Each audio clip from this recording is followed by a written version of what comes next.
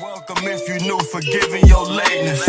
You streaming in your car, then let it ride. If you on the YouTube, like the video, subscribe.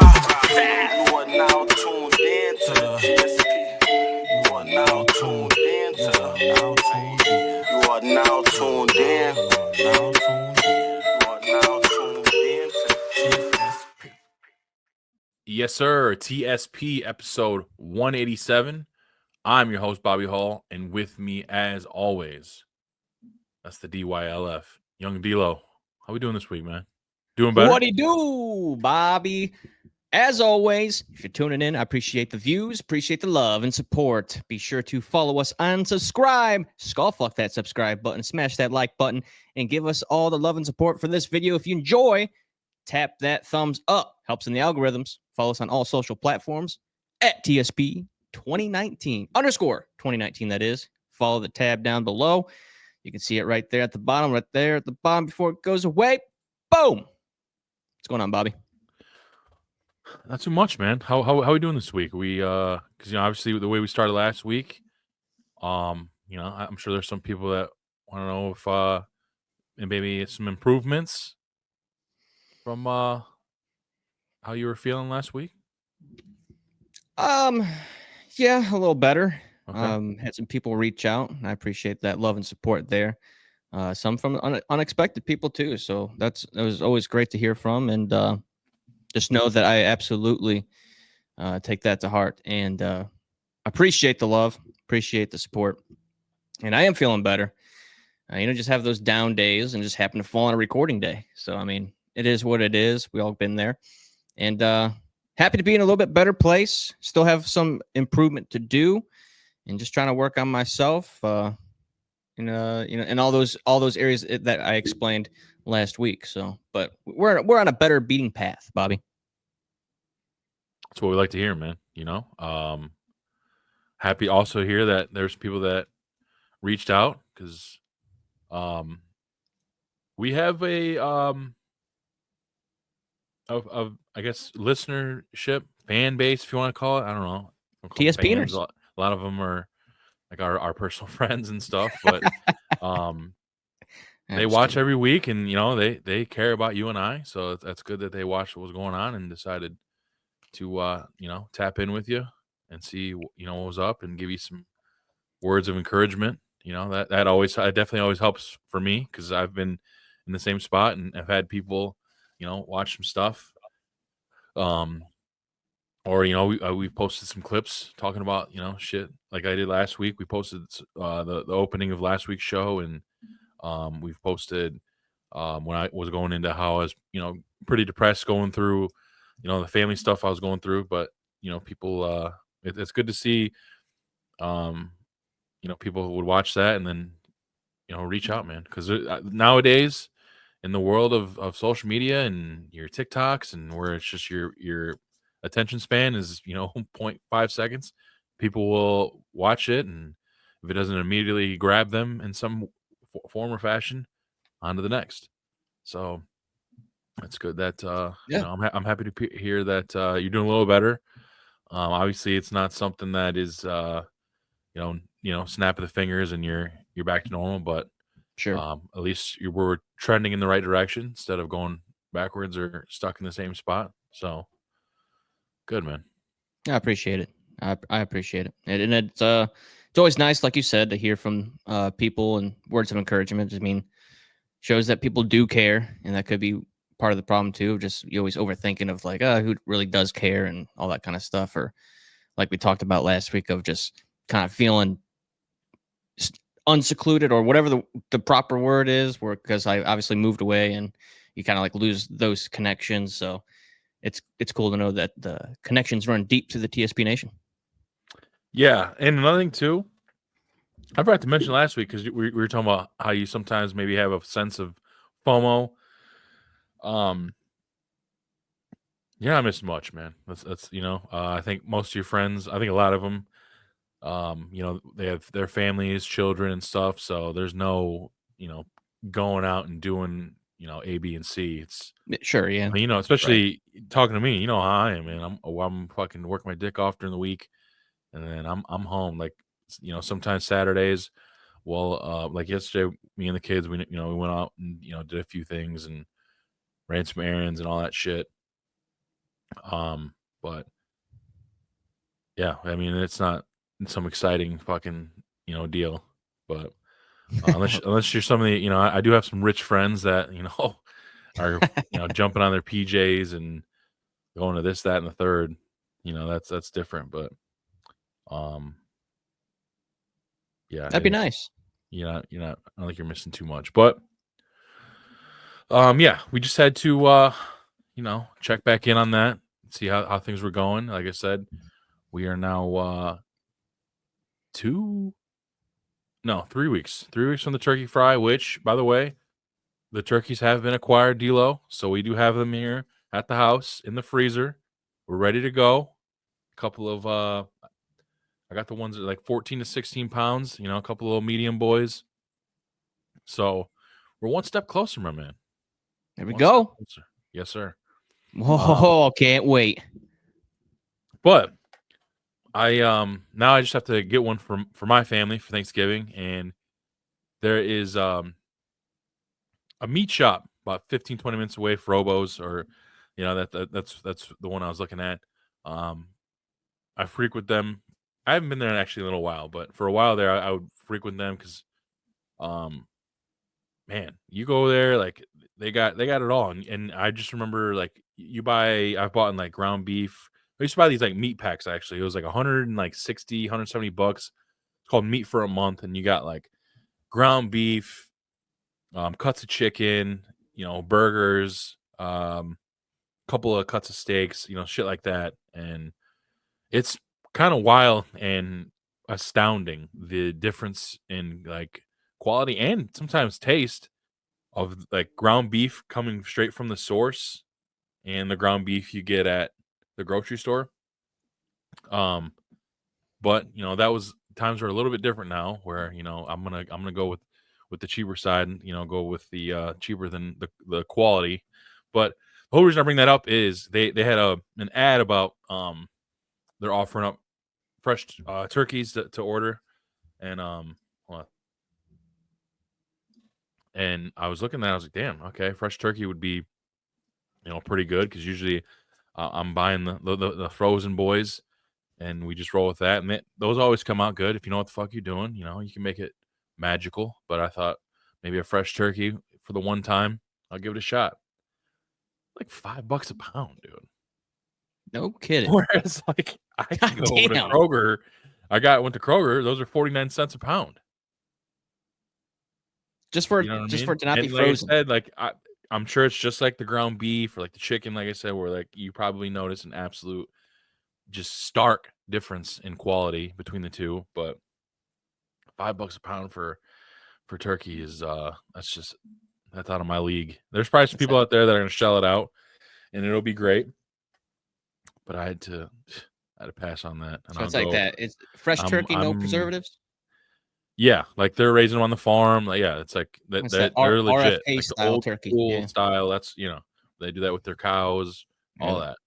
They're RFK legit. style. Yeah, they're awesome. That's why I do need to get back over there soon. I love everything they got, man. They got chicken, their steaks, their beef, burgers. Got phenomenal beef jerky. They got some great seasonings over there.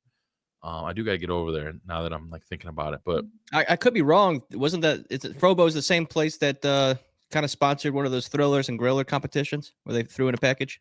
that was not them. That was Buckhead Meats on. That's okay. Where the fuck was that? Tracy Road in Northwood.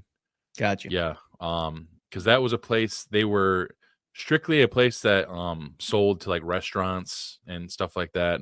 But obviously during the pandemic, restaurants were closed and shit, so they opened their catalog and inventory to just regular public and shit. So people were going over there buying like their steaks and stuff because they got high quality shit and restaurant quality. Yeah, word got around and on that page. So I reached out to one of the people because I think couple of their employees joined that page. I was like, hey, like this page is bringing you guys decent amount of money.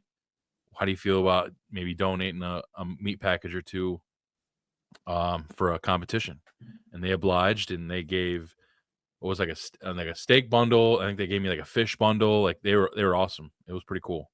Nice. But I know there's a lot of fucking pissy ass motherfuckers that were in my DMs when they didn't win and all that shit. As you remember, I definitely I talked about it on this show. Not to say any names, years but ago. did they put green onion on all their pictures? That'd be one of them. Yeah, yeah. And then there's another dude that just thought he was just king shit because he could cook, but I just the rules were simple at that time. They act like I was the one that like made the decision. Well, technically, I guess, but it was whoever got the highest liked photo. Which I mean, people could just like the photo because they like that person, because that's just how it is. But That's politics. that was the rule, and that's how it went. I don't remember who the winners were, but wasn't me. Yeah, I wish because I was like, you know what, I'm gonna be fair here. As like the commissioner of the page, I didn't jump in either. Although I really wanted that fucking steak bundle because that bitch was like probably like $150. I bet. Like it was some prime cut shit in there, man. Yeah, I mean, if you won, it'd be right up there when you put yourself in first tier. Yeah, man. A lot of people reminisce about that 2020 year with that. That was a fun time with that page, dude. I mean, the pandemic sucked, obviously, the pandemic times, like it was it hard was like time daily because everyone was home, so that posts were coming in daily. Like, yeah, and that it was like thousands of people that were posting. It was cool, dude. It was really cool. I was a Florida boy back then. Yeah, you were doing flow riding, some D-Lo, close ups, and you were doing your, I remember, I think you did a tomahawk post. Oh yeah, guy one and only. Yeah. The one and only tomahawk I've ever done, and that's how it came out. It's beautiful. I tried hard too because, dude, Blackstone was getting some fucking straight moolah from that page too. Everyone was buying Blackstones during that time, right?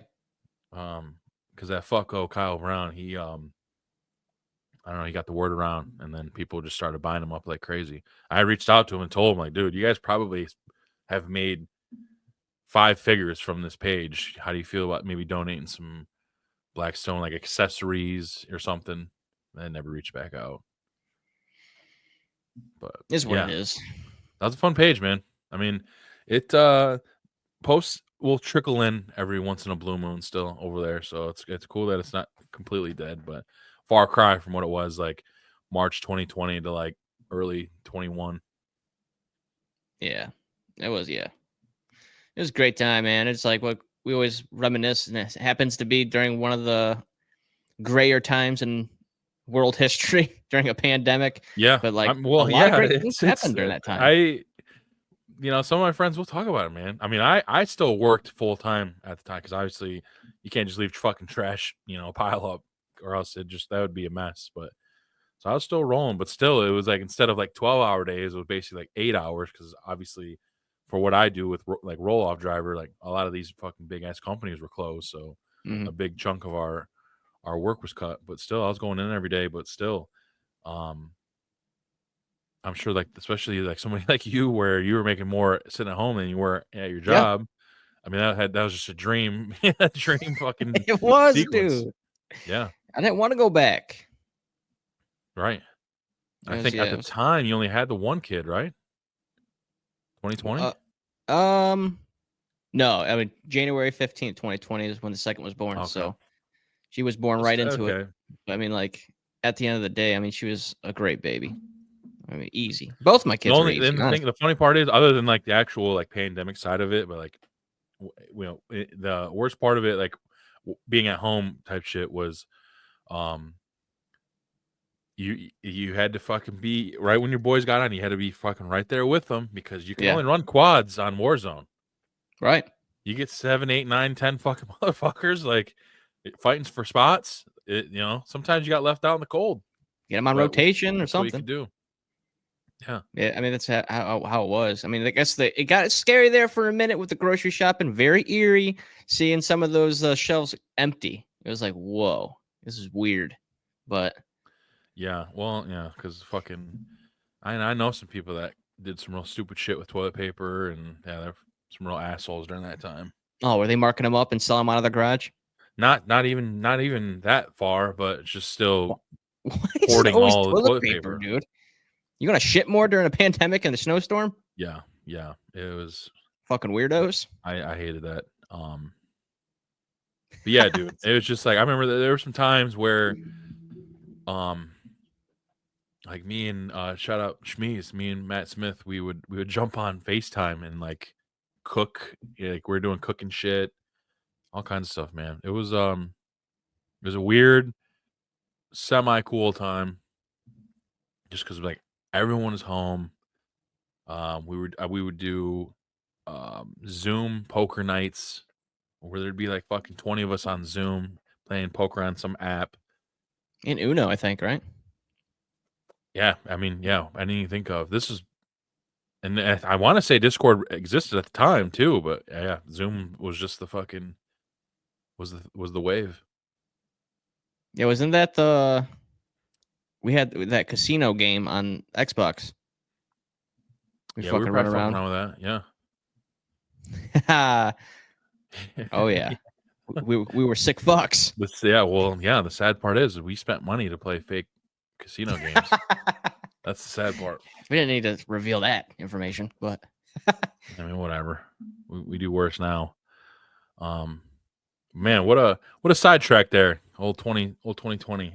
Feels like it was decades ago.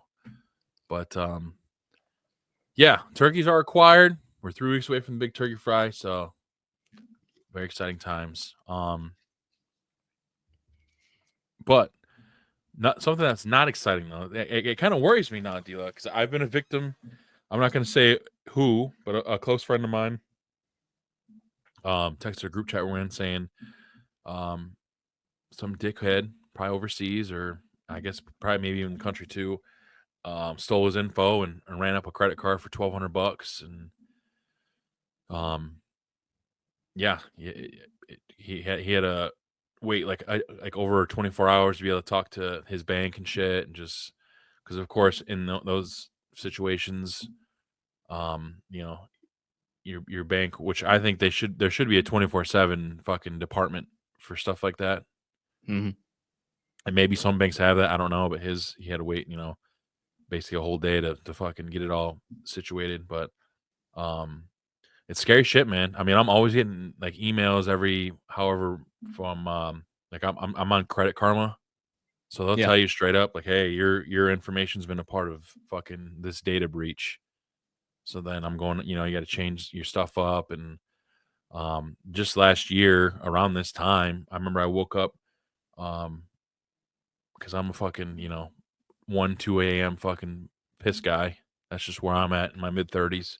Like So I clockwork. get up, take a piss, and I had because the lights are off, so I just grab my phone to fucking get the little flashlight and make sure I'm not fucking running into the walls and shit. But I'll have the notification there. I had a email from Chase Bank saying I've been my application for this high fucking credit limit card was accepted, and I was like, what the fuck is this?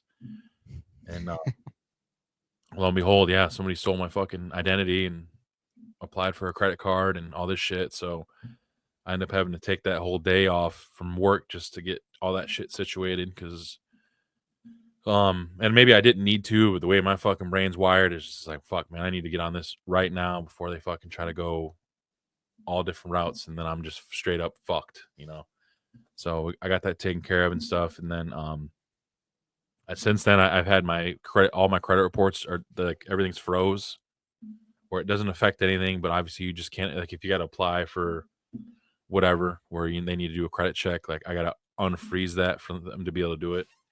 But the benefit of that is now any of these fucking dickheads somehow get a hold of my shit, they can't do any damage because my credits froze. So but yeah, just scary times, man. Like there's just people that fucking sit on computers and can fucking weave their way in and out of these databases and just steal millions upon millions of people's information and then use that to apply for loans or credit cards and just run that shit up and can without a trace. You can't trace this shit back to anywhere. Or any in person in particular. So it sucks that it happened to my buddy, and it kind of sucks that it's something that you got to kind of worry about. Not semi often, but enough to where you're just kind of nervous about like when the fuck it's gonna happen again, because Right.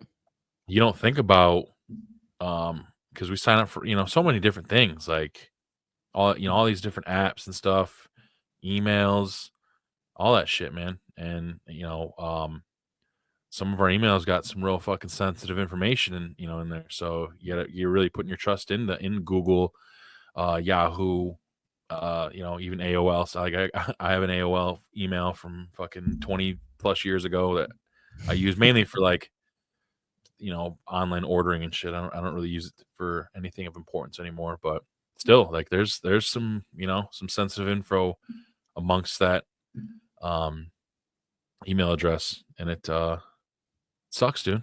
It's like Yeah. obviously the more further into the future we go, and the more techie things get, and the more these fucking nerdy ass dudes learn shit. Obviously, we got AI, becoming pretty prevalent during these days. Who the fuck knows what's gonna happen in the next 5 to 10 years? Scary stuff. Yeah, I mean, thankfully, it has not happened to me yet, and I will say yet because I'm sure it will, given what you just laid out there. But I mean, 99 out of 100 times, usually, I would say that you would get your money back from those big corporations like Chase and stuff, and thank God. So it's really them just like I don't know how that works with. I'm sure they recoup it with fees that they have on other cards and shit like that, but you're really just robbing the bank at that point, going Well, through that and just like some of those accounts. I know it probably affects your credit too, and I feel like that side of things it probably takes a little bit longer to fix. Sure, yeah. I So mean, like if that happens before you're about to apply for something big, that would suck to if it kind of fucked you out of whatever, because you got to wait right, yeah. a month or something for your credit report to fix. I mean, I don't And know that that maybe that is something that, but I have a feeling like because your credit, I think I think it updates every like 30 days or some shit. something like that. I mean, I know you can wreck it faster than you can build it back up. That's for Fuck yeah, sure. yeah, I've learned yeah. that throughout the Credit's weird, years. man. I paid my truck off a few years ago, and then my credit went down. Yeah, if you Like what the paid your fuck? lease I off was waiting. early, I was waiting for it to like shoot up. This big uh, ass fucking thing I've had on my credit for so long. It's finally fucking gone. Zero. Nope. It went down like a lot of points too. I was like, what the fuck? wait, did you pay it off early? No. Wow. So maybe because you closed in a credit account. So the more credit Yeah, accounts you have, I maybe I know, but think. still, dude, it's like they should be able to tell. Like, never missed a payment. Like, I fucking knocked it out of the park. Did what I had to do. Nah, we're gonna fucking penalize you. It's like fuck off. Yeah, that's like a guy from work. He paid off his he made like one payment. Like he got it financed and then he made it one payment. And I think that messes up your credit because if you pay off like a lease like super early like that, you're pretty much fucking the bank out of their interest. So they're turn around and fuck you. And Yeah, it's fucked. It's dumb. like that's stupid. It's like you think Yeah. that would help you.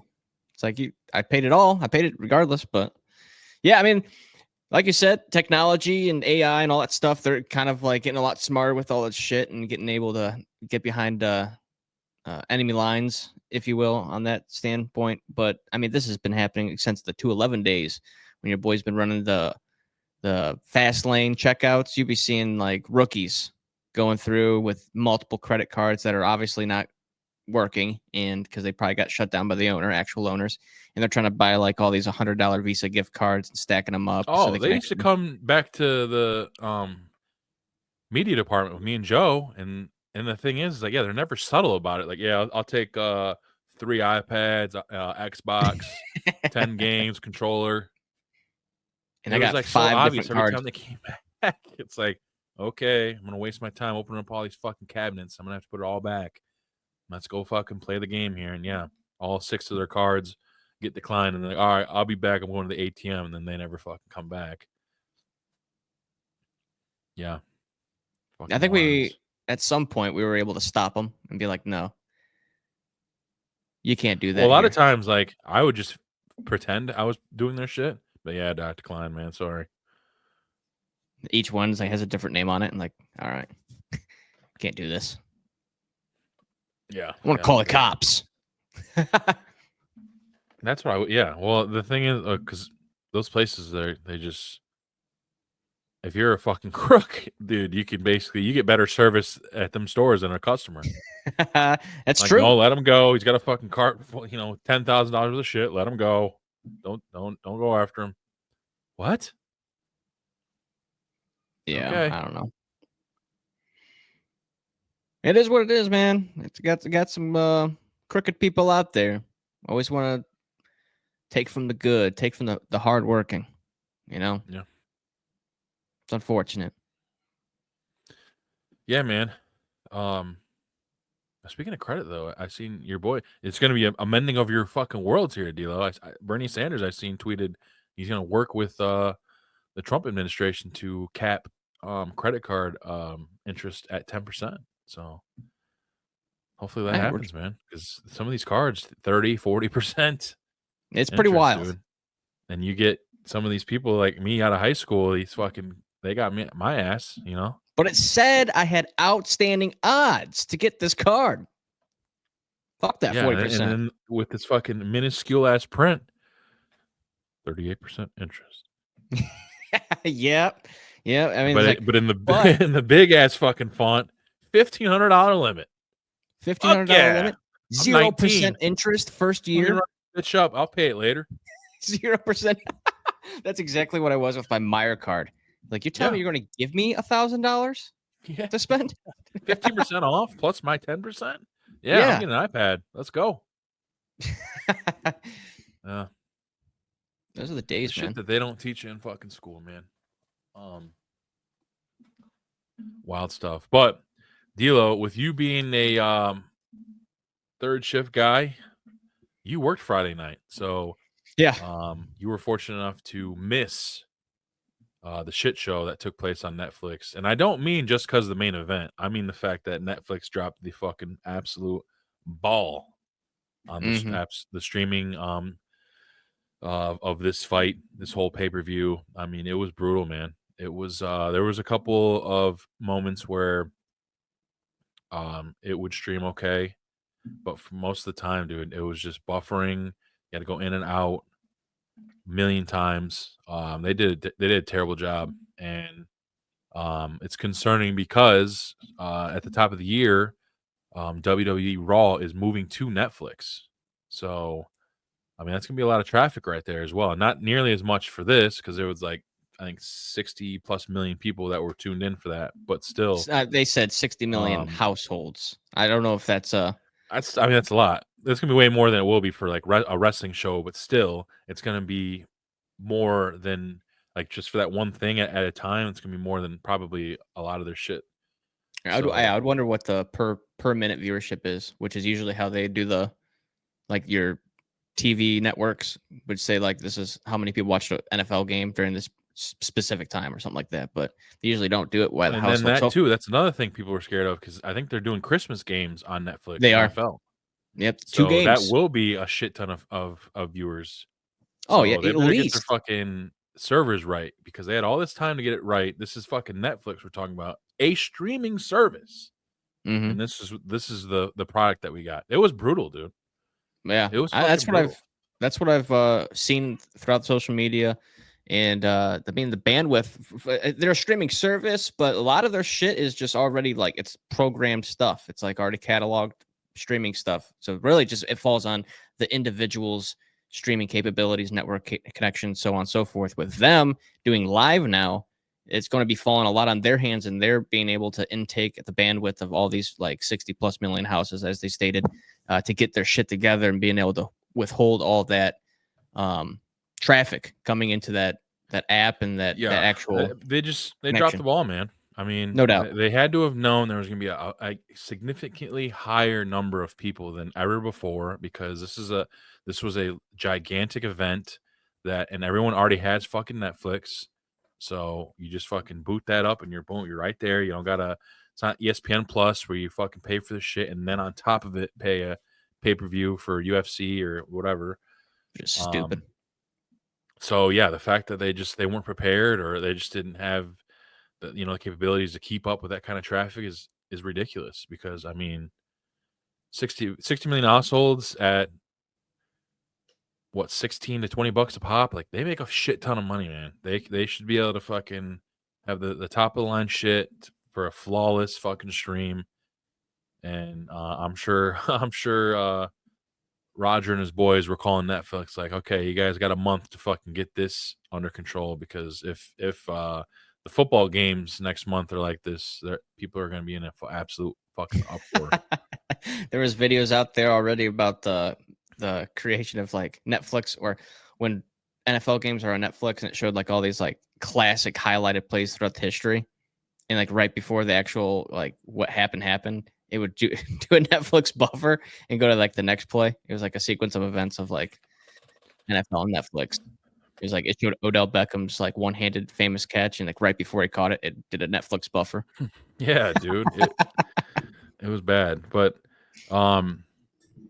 we'll get into a little bit. Obviously, yeah, you were at work during that time, but I watched it. I watched Loved it. the event, and we'll get into the main event at first, or let down the line here, but well, not the prelims, but the undercard, phenomenal. There's two of maybe the best boxing matches I've seen in a long time. With the one with Serrano and Taylor being, I think they were the co-main. It was a fantastic fight. Serrano got fucked over hard by the judges. The judging on that was awful, but some great fights on the undercard, and really I think the most memorable moment of the night, which was just all over my timeline, probably yours, Yeah. was, and this is the one time where there was no buffering. It's like they fucking like set everyone up for this crazy part, but they sent it over to Mike Tyson's son, who's like one of the correspondents there, just interviewing his dad before the fight, and everything's and then they fucking hug it out. He kisses him on the cheek, and he walks away, and then his whole fucking ass is out. I couldn't believe like Mike Tyson. I mean, I don't know. Maybe they just came up to him 30 seconds before, like, all right, we're gonna do this fucking interview, and he's like, whatever. Also, Mike Tyson probably just doesn't give a fuck in general. That's probably Everyone's seen that interview he had with that fucking girl who was probably like half-ass traumatized after. I saw your comment at maybe like after the hospital. Yeah, I didn't get any traction on that, but I thought it was funny. But yeah, I mean, he fucking, after he thought Hasbulla was a kid, and he's fucking cradling him in his arms and kissing him on the cheek and shit. Finds out he's a grown man, by age wise. Yeah. He's like, all right, well, fuck it, I'm treating everyone like an adult. Yeah. So this poor 10, 12-year-old girl who's just trying to, interview one of the biggest athletes of our time, got an answer that's probably going to stick with her forever. It was a legitimate question too. Yeah. That's the funny part. Because she's just like, all right. Just trying to keep it together there. But yeah, man, it was funny. Like, it was just a wild, funny moment. Dudes just walking around, just with this Was whole it like ass assless out, chaps or something? I guess. Or like George, like a I girdle heard of some kind. Heard some people's Netflix started buffering right when that happened. It's like just frozen on cheeks. That's like the only one of the only times where it worked fucking fine. It's like someone said, Netflix, my screen's still paused here. Yeah. Just his ass. But yeah, to get to like the main event, I mean, there was a lot of people. I had Serrano and Tyson parlayed. It's amazing what, watching a 6-year-old guy, train against, thin air will do, or if you see him with some quotes where he says, his kids are gonna, I'm special, or some of the Mike Tyson quotes that he was saying, people bought in on that, and they kind of forgot the fact that this dude really hasn't been a real legitimate great boxer since like 1998. That's fucking, you know what I mean, 30 years ago. So, or almost. But you buy in on that just because of the name,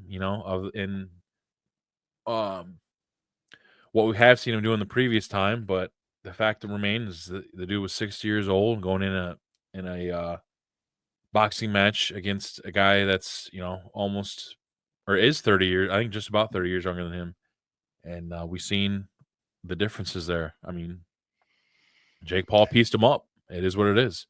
I And then, still, I probably fall in the camp of it being a little bit more on the scripted side, as a sense of like, sure, they're getting paid no matter what. Jake Paul got his 40 million, Mike Tyson got his 20 million, no matter the result, really. And then, because I mean, you see the contrasting difference of him training and sparring and the speed and just the sheer. And I mean, Mike Tyson got a shot on him too, and someone was like, "This is the moment where Mike Tyson was like, oh fuck, I might not get paid if I not come out cold." So he kind of like let it back a little bit. I mean, Jake Paul got his shots in, and it's like they both, maybe like the last 10 seconds of that final round. I mean, Jake Paul gave his respects, and they kind of cooled off there and had a moment, and they both know they got paid. They put on a show of their full 8, what was it? I guess 16 minutes total. 8 rounds, 2 minutes apiece, and they did what they had to do. I mean, Jake Paul is really great at what he does. I'll give him 100% credit for that. I mean, he's an entertainer at heart. He can sell fucking tickets and like all these matches. Yeah, I mean, for the most part, I mean, even he held his weight against like probably his biggest competition with what's that guy's name? Not Tyson Fury, but his little brother, Tommy. Yeah, Tommy Fury. He's probably the most legitimate boxer that he's faced so far in his career, and he ended up winning by decision. Fury did. So, but I mean, back to my point where he strategically puts these opponents in place that's going to sell tickets, and like if he played like or not played, but if he fought like these fighters that are legitimate and like top of their class or top of whatever class he's fighting in, they're not going to sell tickets as much. I don't think they would sell as much tickets because, I mean, a lot of these people, I mean, boxing has an issue with branding, for one. They don't really brand their fighters. I mean, outside of like Manny Pacquiao. After that, what fighter? Manny Pacquiao, you had, what the fuck? What's his name? Conor McGregor fought him. Floyd Mayweather. There you go. After them, nothing. You got nothing. You got no one. Tyson Fury, maybe. I don't even know if he fights anymore. But they have a branding problem. Just like there's other sports out there too. Not as bad as maybe the Major League Baseball, but I think Jake Paul's doing good for what he's intending to do. He's selling tickets, making money. Yeah, my pushback on that is look at the opponents and records of the people that like Canelo. He's probably like the best fighter in the world right now to most people. Sure. Go look at the tomato cans that he was fighting his first 6 to 10 fights. There's no one notable. I mean, that's just what it is. That's just boxing. You fucking fight all these fucking low end motherfuckers, and then you work your way up. Yeah, I don't think he's. But I mean, strategically, and this is where I give him credit. He's fighting names, like bigger names than what probably Canelo. Canelo's probably actually facing amateur boxers trying to just do what he was also doing is their first 10 fights and working their way up and trying to get to like, the big pay-per-view events. And he's not, I mean, Canelo wasn't fighting like retired NBA players or, 60-year-old men that used to be great. I mean, those are great names. There's like people know those names and they're like, he opened up a world of where you see other celebrities and TikTokers wanting to like battle it out and they want to make a name for themselves. And they got Thriller to do that for him. That's going to put on that production. Yeah. But the thing is, like, yeah, everyone wants to point to the fact that he fought a 6-year-old Mike Tyson, but go look at the sports books, man. See who everyone had the money on. Probably Mike Tyson. Yeah, I would imagine so, and like, and rightfully so. They want to see Jake get knocked out, and that's like that's a great thing that he has for him. Like, love him or hate him, you're going to watch him. I mean, Floyd Mayweather, who was in a different league. Obviously, a lot of people say he's the greatest. Yeah. I used to watch his fights, want him to fucking lose because he plays a great heel. Oh yeah, 100%. Same with his brother Logan. That's exciting. And you would know best. Like, he's really great at what he does. From what I hear, that's why he's perfect for his role in WWE when he does his shit. Yeah, and he's great athleticism. He's good at the actual wrestling aspect too. Yeah, I mean, those guys know what sells. Yeah, I mean, You have And the that's just internet. their You have the fighting. internet and like everyone against you. They're gonna tune in to watch you lose. Oh yeah. I mean, yeah. I mean, just like just like sex, hate sells. You know, sex sells, hate Oh, sells. okay, okay. I was not sure where you're going there. Okay. Well, like when I guess that you would put it. I don't know if that'd be sexist, but females can sell sex better than men. I think with like lingerie and stuff like that and showing skin. Sure. Men, they can be a heel, and it would be like almost the same thing where that drives a lot of sales because you want to you either root for him because you love his cockiness, or you hate him and you want to see him get fucked in a fighting sense, not the sexual sense. But you know what I'm saying. But yeah, I mean, I give him props. I used to be like a Paul hater, if you will. I mean, I'm on record Oh of yeah, it I know. for We've had sure. it on But the show a few times. I I'm a give fan them of their those guys. respects. You know. I give them their Yeah. respects for sure for And I what would like to they're able to see. do. Obviously, I'd like to see Jake. Go face off. Against some more people like his age and whatnot. I'd like to see him go up against Tommy. I think Tommy Fury. I think he took that just a little too lightly, and then got humbled there. So I think people like to see that run that back to kind of. I don't know if it will completely legitimize him, but help put him on that track, and then maybe work your way. I mean, he called out Canelo. He does not want any smoke with Canelo. I don't give a fuck. If that's when I would finally jump over to the people that said it was scripted. If you went over there and fucking took Canelo to the distance, and shit, because that I was that like, dude's yeah, a okay. fucking cold-blooded killer. Who's that? The other guy that's on social media, the Romanian guy. Fuck, I can't think of his name. Andrew Tate. Andrew Tate. I think that's going to be the next script. That'll sell. I don't know. I don't know. That's a pretty bad guy. I don't know. I don't know if like a company like Netflix or somebody want to touch that guy. Who knows? Who knows? I don't know, man. He's Money the talks. charges that he has are pretty crazy. So I don't know. Have any of those? We would like to. proven? That's when if Jake Paul fought that dude, that's when he'd become a face. People would want to see him fuck up Andrew Tate. Andrew Tate's a fucking real scumbag. Yeah, Like I mean, legitimate scumbag. Like Jake Paul like says some fucking scummy shit to people. Andrew Tate does some real fucked up shit to people. yeah. I mean, Yeah. Tate's a legitimate boxer, or was at least at one point. So Yeah. it'd be interesting. But yesterday night, we watched, or I did. You were snoozing, man. You caught Probably one of my catching up on 50 naps. some Z's.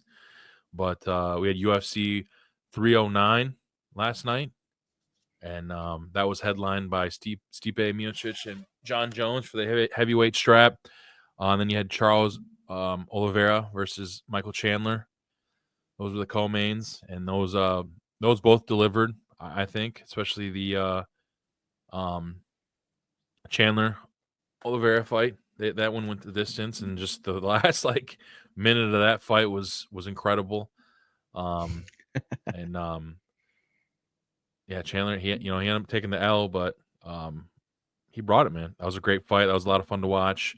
Chandler called out Connor, which that dude needs to. And then Dana said, I guess, in the little press conference after the show that apparently he's fucking penciled in for late 2025. So we'll fucking see, man. It's just like, I don't know. I'm over. Obviously, it'll be a big event when if and when it finally happens, because it's Conor McGregor. You know what I mean? He's kind of pushed the boundaries now. Like he's bigger than UFC now. Like he's a big star, just like how The Rock is with WWE. Like that dude's a fucking certified, world renowned star. Yeah. So you bring him back, that pay-per-view is going to do numbers. But yeah, and then John Jones just came in and did whatever thought he was going to do. A round later than I think some people thought. It was the second round. He fucking just gave this dude the absolute fucking super kick to the ribs, and Stipe just fucking fell to his knees, and that was essentially it. And Stipe retired after that match, but it was actually a pretty good card.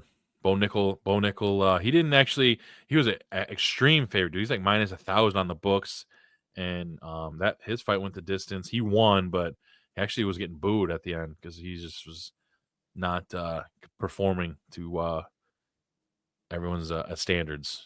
He's come in. He's been a lightning rod, but yesterday, I don't know. He just wasn't totally on the gas. Yeah, John Jones did not retire as well. Some people might be waiting on that, and he hinted at giving the people what they want. And I think Rogan might have took a peek behind the curtain, and possibly what the people want might be a John Jones versus Pereira heavyweight bout. The one is they want Tom Aspinall, who is the Okay. interim heavyweight champ. I think that's what everyone wants to see. But John Jones, he's like ducking it. He just thinks that it wouldn't do anything for his legacy. He wants to fight Pereira, who is right now probably the pound for pound best in the UFC. Which, I mean, that'd be a big ass fight too. I would love to see that one. But this dude's he's coming. He's had 2 heavyweight fights. He won the first one for the belt. Defended it once against the most decorated heavyweight fighter. Why not take on the guy who's carrying around the interim title? That's usually how the shit works. If there's an interim fucking title, the champ comes back, you fight to get the undisputed. But John Jones is John Jones, kind of ducking it, and a lot of people are souring on him because of that. And I can see why. And some people are just happy that he was actually able to fight. I mean, some of his past fights were able to just get canceled, or whatever the case was, some other stipulation. So, yeah. So we'll see. Probably won't see that dude. Who knows? Probably won't even see him in fucking 2025. The way that he goes, it takes quite a while in between fights, but hopefully not. We'll see. One thing that I was enjoying in the crowd was you could hear them because some of them fights, like the Oliveira and Chandler fight, the total rounds for that fight on sports books was 1.5. So in the second round, because all you got to do in those bets is it's legitimately, if it gets to 2 minutes and 30 seconds of the second round, you win. So once that round got to 2:40, people in the crowd were counting down from 10, and when it got down to 0, they all cheered and shit. So you could tell what the crowd was betting on and shit. So it was hilarious. Everyone was all in it together. But yeah, great card. Kind of a nice palate cleanser after the previous night, because sure, even though, like I said, the undercard was pretty solid. What everyone came to see, the meat and potatoes, the main event was just trash. So to be able to turn around and watch some I guess quote unquote real fights the next night was nice. So that was I'm glad that could line up the way it did. So pretty good, man, because there's been some snoozers this year in the UFC. So I'm glad this one delivered. We got 310 coming up on Turkey Friday night, which is it's a decent card.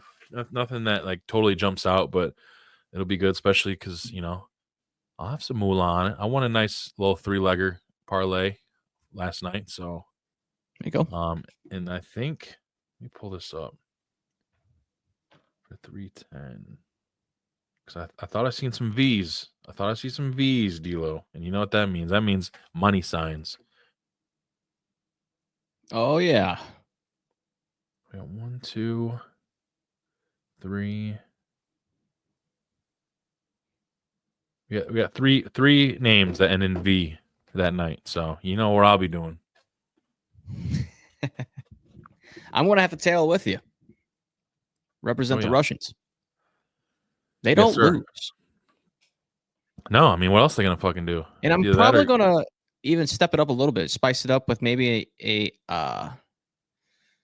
what do they call those? The results of the fight. So not just pick them to win, but I think most of the time they're grapplers. So I'm probably gonna make it by decision, or not by decision, but by submission. Okay. So that's my little sprinkle on the make it a little bit more juicier. I'm gonna win by submission. All right. D'Lo, I have a proclamation to make here. I'm listening. I love Jersey Mike's. Okay. This is a newfound love. New. But it's deep. And this is probably going to continue for a long time. This is very fresh. I've only been to Jersey Mike's probably 3 times, maybe 4. First 2 times were okay. I think I tried like a couple different variations of a cheesesteak there. They were okay. That's why I was like, all right, well, Jersey Mike's is kind of whatever because they finally, I would hear about it and shit, but it was one of those things that kind of like Sonic used to be however many years ago before we finally got one over there on Route 20. Like you'd see the commercials and all that stuff, but obviously there's nothing fucking nearby. That's kind of how Jersey Mike's was for a while. And then they're starting to sprout up everywhere. Now there is one over there on Route 20. But Friday I'm at work. I'm working up in Adrian, Michigan.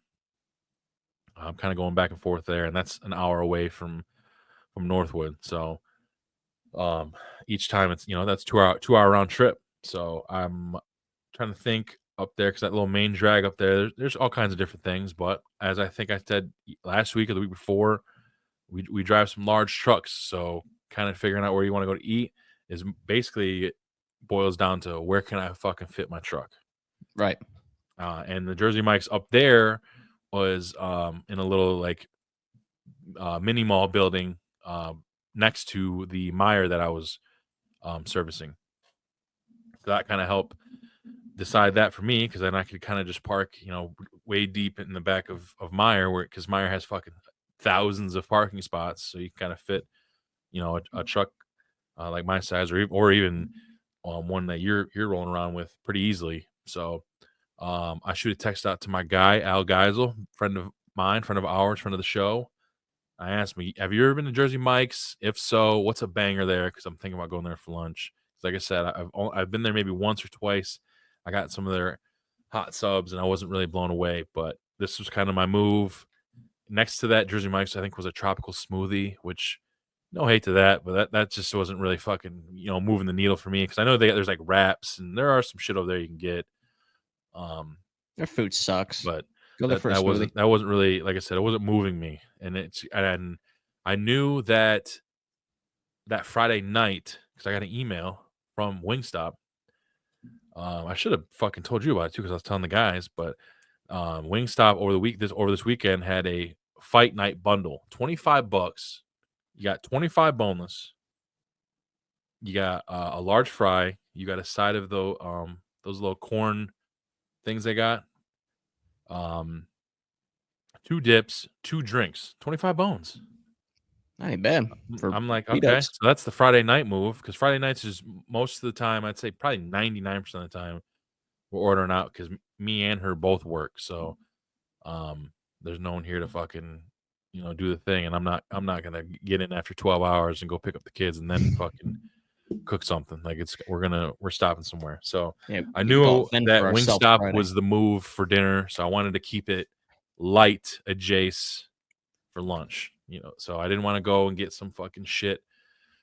There's like a B-Dubs nearby, McDonald's. Like, I didn't want to get anything like heavy. So I was like, you know what, a sub is kind of in that medium ground where it's not too heavy, but still gonna like satiate, the appetite, and yeah, it'll be good. So he hits me back, and he says to get the Club Supreme Mike's Way. So I go online, order it up, and I guess Mike's Way is just it's got tomato, onion, oil, vinegar, salt, pepper. Yeah, basically the works. I pretty much got all that, but tomato, I'm not a big tomato guy. And then it gave you the option to add some other shit. So I added banana peppers and then pickles and I think jalapenos. I got the regular size too because there's like a small, regular, and then giant. So I don't want to get the fucking giant. Regular, from what I could tell, I think maybe like 8-inch sub. It's like $10. Spectacular, dude. It was a cold sub too, by the way.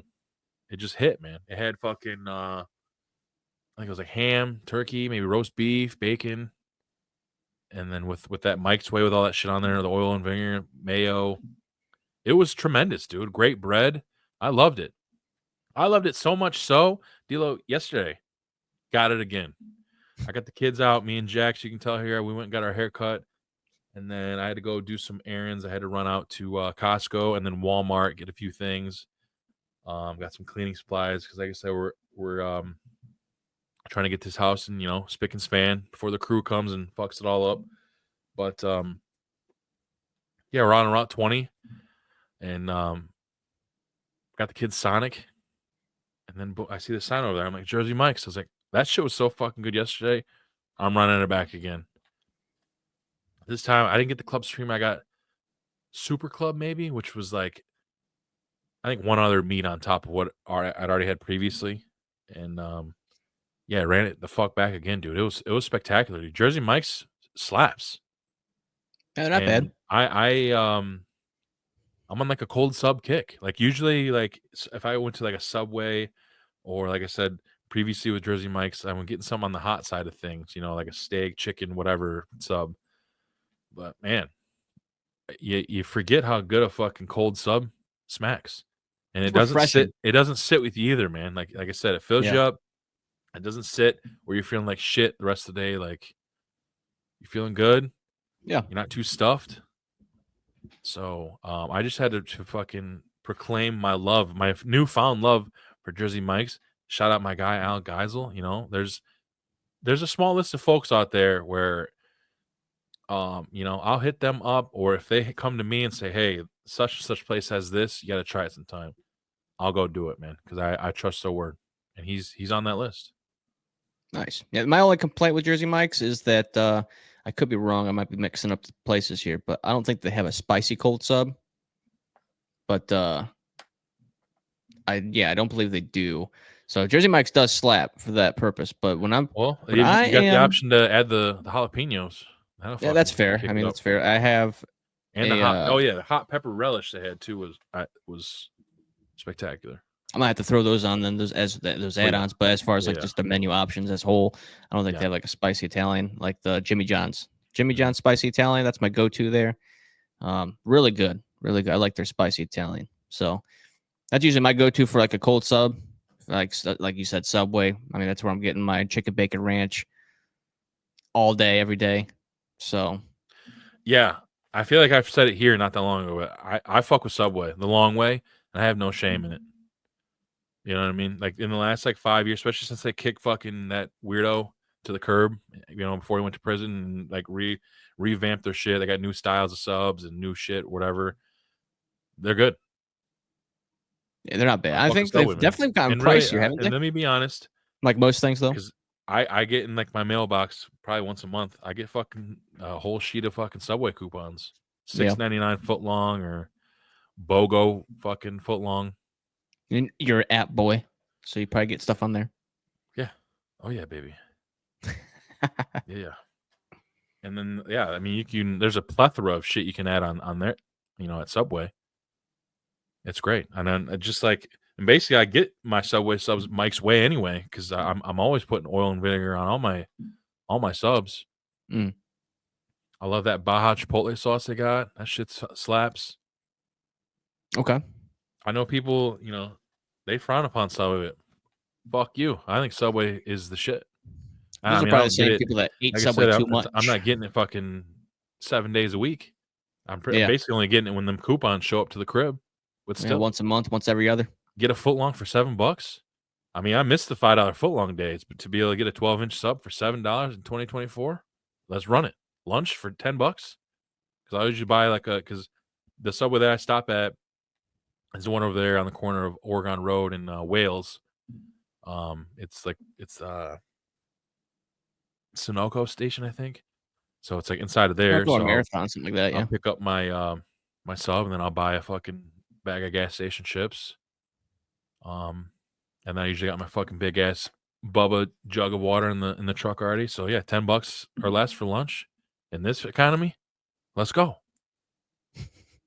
Fair enough. Yeah, I'm with it. I'm no hate here. No hate here. I'm with it. I don't get Subway every other day, so it's probably what we got back in Florida. We got that fucking tropical smoothie a lot. I mean, so like their food to me is kind of like such a dud. Right here, their food is. Yeah, their food is such a dud to me. The only thing that I was troubled by, because I like I said, I got that Fight Night bundle at Wingstop on Friday. Yeah. But what troubled me, because this shit right here is magic. Wingstop Ranch, Mm. goated. But Yeah. you know how much one of these motherfuckers is now? For that cup? Yeah. Let me guess. $1.50. Yes.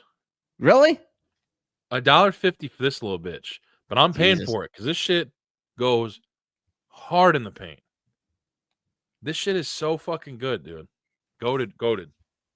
And That's I some have a B-dubs? bottle of that Ken's Ranch. I haven't tried it yet. It's in the cupboard because I bought it because you've been talking it up. One of these days here soon, I will fuck with it and see what the what it's all about. But this shit right here, I could drink this shit. I wouldn't recommend it, but Yeah, $1.50. That's why that shit's still sitting in my fridge. I'm not throwing that away. I'll use that. $1.50? Shit. every last Because like I drop. said, the little that meal bundle came with 2 cups. That's not enough for 25 boneless. I had to get like 3 or 4 extra. I mean, that's where they get you. They Here's know the it. thing: I'm dipping my fries in the shit too. Yeah, 100%. Dipping 100%. my fries in the shit, man. I think we're getting The a fries Wingstop well done, closer. by the way, too. Pro tip from your boy B-All. I'm telling you, get the fucking fries well done. Trust A and little believe. crispier. I don't know. Trust and believe. I don't want to claim that I'm a soggy boy, but I don't want fries soggy. Don't get me wrong. I want some crisp on there. But like when you go in the McDonald's, You're probably a you get the steak fry guy too, aren't you? No. No, I'm My not. boy Jake Griff. I think he had said that steak fries are the top fry. Interesting. Craziness. You must be a Red Robin's boy too. Bottom tier. That's the only time I'm fucking some steak fries. Bottomless. Hello. Keep Bottomless them Red coming Robins? all day long. I'll be here all Yeah. fucking night long. Let's go. Keep them coming. I need to get over it because they just opened a Red Robin over there on Route 20. It's not a bad place if you go there once in a long, like a blue moon, you know. That's They yeah. smack. That's time I've been there. It's probably been 2 or 3 years. Yeah, it minimum. would be good then. It'd be good. Yeah. That's same thing with like Culver's. Dude, their burgers smack if you haven't had them in a long time. Got to get them cheese curds too, baby. Oh, Yeah, they're not too bad. I just wish the cheese in the middle was like more like stringy as opposed to like sometimes like when you get them, like my experiences, it seems like they've just been sitting under the heat lamp for a couple hours. They're not like the fresh ones, man. And it's like, God damn it, give me the fresh ones. Like at when the you end of get the day, though, it's fried cheese. I'll pop them like fucking M&Ms. Oh, that's how we are at Texas Roadhouse with them rattlesnake bites. If you're not getting rattlesnake bites at Texas Roadhouse, you're missing out. Okay, that's a guaranteed. I'm getting rattlesnake bites. Fucking great And with their home we're house-made talking ranch. steak here right now. If you get anything more than a medium steak, too, while we're on the subject, we've said it many times. You can go fuck off. I mean, even mediums That's getting a little coming bit too straight. much. Well, I'm just that's my leeway. I'll give you a medium. After that, you can go ahead and get fucked. Just order a pork chop then. Order a that burger. point, yeah, you're just ordering a steak just to say you ordered a steak. I mean, if you're paying those prices, medium rare, that's the way to go. Goddamn. Because then right, half those people that are ordering medium or more don't even eat the whole steak and probably take it home in a to-go box. And then you have to microwave that shit or whatever you do to process or reheat your steak there. Yeah. The medium rare is the way to go because if you have to reheat. Not a take-home guy because it No. It sucks later because it does. And that's why I'm probably in the shape that I am in because there's a lot of times where I'm not taking the shit home, but I'm not spending fucking $30 for this entree and then sending fucking a quarter of it back or whatever. I will finish it. You know what I mean? No throwing in the towel here at the whole house. No. Burger, like all that. You're gonna take that home and warm it up. You got fucking soggy bread, warm lettuce. Fuck off. Yeah, no. No, some things are better I'm gonna left. fucking push the fuck through. Okay? Yeah. I'm gonna feel like shit the rest of the night. But let me worry about that. Yeah, you gotta do the food competition movements. Get it worked down a little bit. Yeah. Or even if you got to take a 2-minute pit stop at the bathroom, make some room. Because we got to get some Caesared in there too. Yeah, that's right. Well, even when I was still in fucking my fighting shape days, as far as eating just gross amounts of food, never really got dessert too much. It only really works at like China buffets where they have like the whole buffet situation there. You can go up for multiple plates, work your way through the alphabet. I used to be a fucking menace. It's been Especially a when I was long still time fucking since I've taking been to a buffet. PEDs. Yeah, I'd take some fucking PEDs before there. Because when you're fucking broke. Before you go PEDs before a buffet. Yeah. The fuck's that involve? What are we taking here? What do you mean? Fucking lighten up. My P&Ds was marijuana. That's what I'm saying. We fucking lit up, and I'm ordering everything on the menu. Well, yeah, you go to China buffet, like even back in those days, really you're only spending maybe $10, drink, maybe 15 with like tip, but yeah. Still, yeah, I'm getting this mindset like, well, I'm getting my fucking money's worth. Right. God, the thing is, you'd leave there in real bad shape. What's that fucking buffet place? Golden Corral, I think it is. I've put some I've did some numbers over there. Me and Joe went there. Just me and him once. Traveled the world. Nutty. Absolutely nutty. They have it like that's the thing. That's why I was left feeling like dog shit going to Golden Corral because I'm fucking stoned off my absolute gourd, and I want one of everything. Yeah, they cut the meat off. This looks spectacular.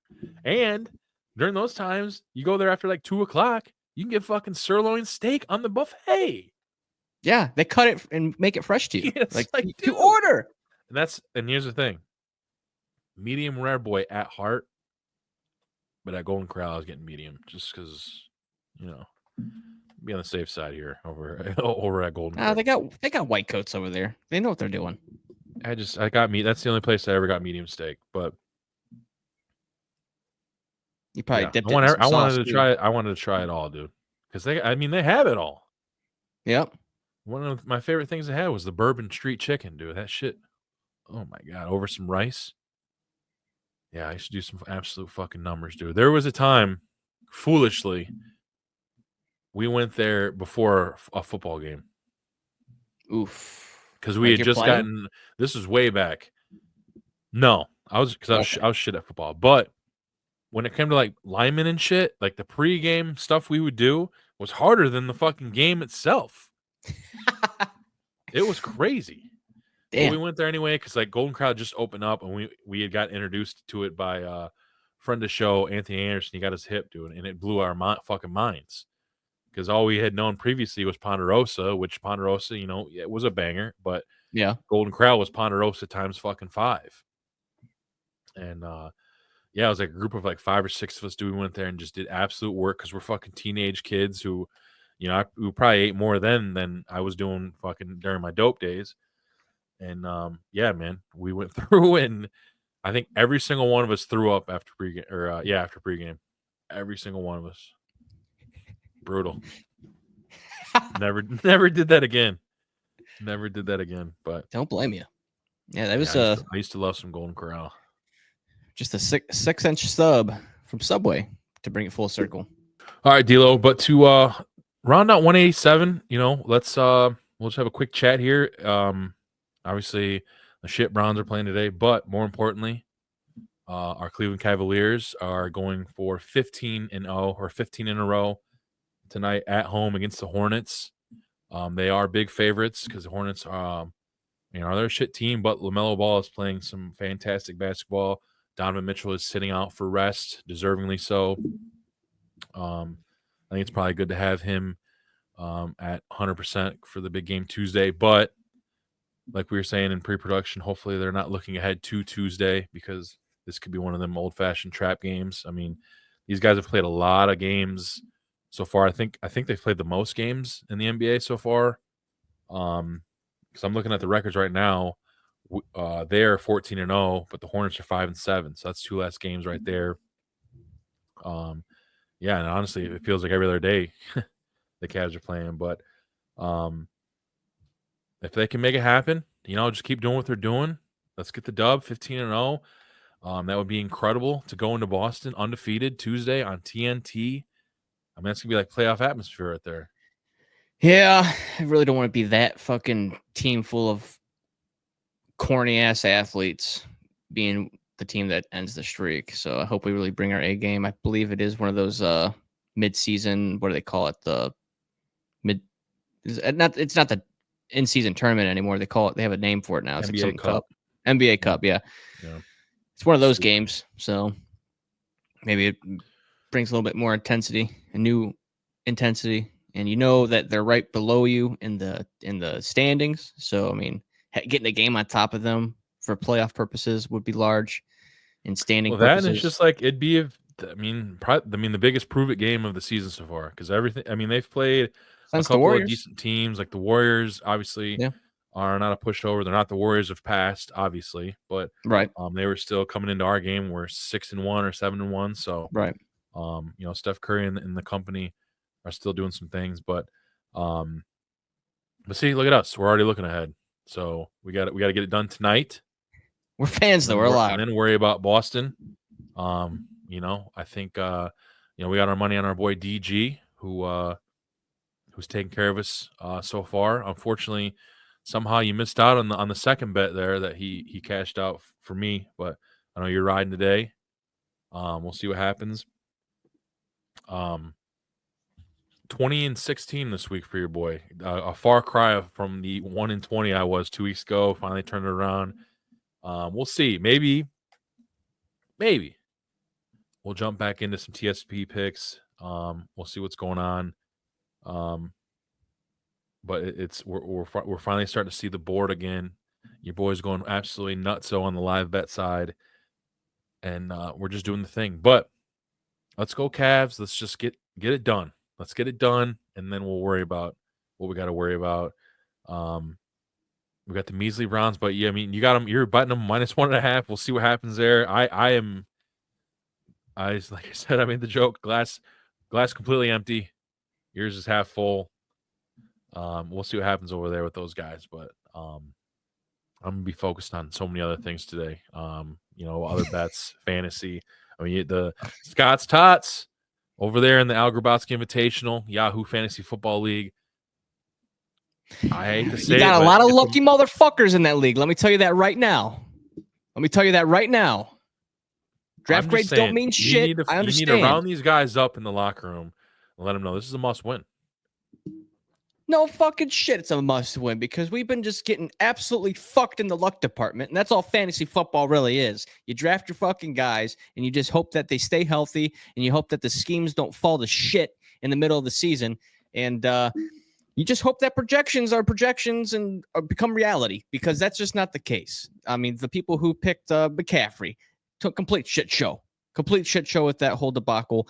And then Breece Hall, where the fuck he's been in the piss poor Jets scheme. And they're going nowhere. They're fucking nobodies unless they get Breece Hall involved, and he hasn't been involved a lick. Tank Dell, where you been? You've been on a fucking milk carton this whole fucking season. Even without Nico Collins in the lineup, you on a fucking milk carton, my guy. So we gotta get these players involved, get their heads out of their ass, and see what it is here.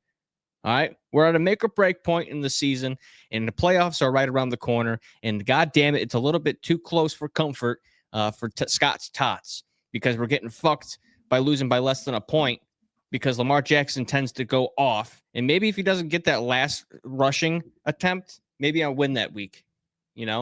Or maybe if maybe some other people like I just mentioned on my team show up, actually score some points for me and get at least their projected score. Okay, so that's what I'm dealing with over here.